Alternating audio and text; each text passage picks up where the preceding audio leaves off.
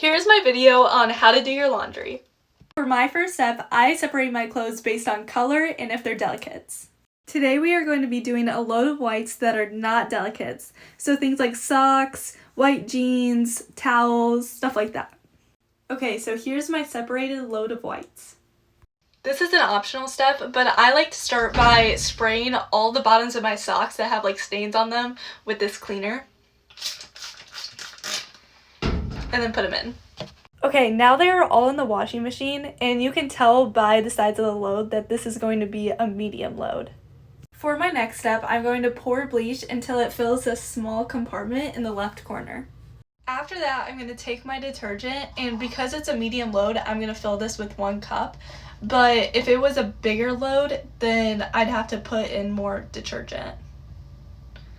Right, here's that, and then I'm just going to pour it like all around the machine. And then typically after that, you would add in fabric softener, but because of my specific dryer bowls, I don't have to do that step.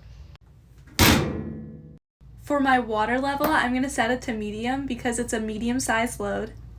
I set the temperature of the water to hot because the color of the clothes is white. If they were colored, then I would set it to warm, and then if they were dark, then I would set it to cold. Then I go to the white setting, and I'll set it to heavy so it just washes better. I set this to second rinse extra spin, and I like to have it auto soak for 15 minutes.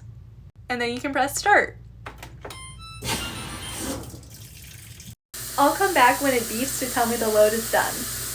Alright, it's about an hour later and it's time to put the clothes in the dryer. First, I'm going to check the lint filter at the front of the dryer and get this clean.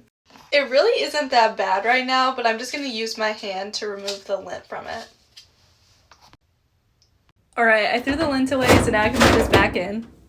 Alright, so now I can start loading the clothes from my washer into my dryer.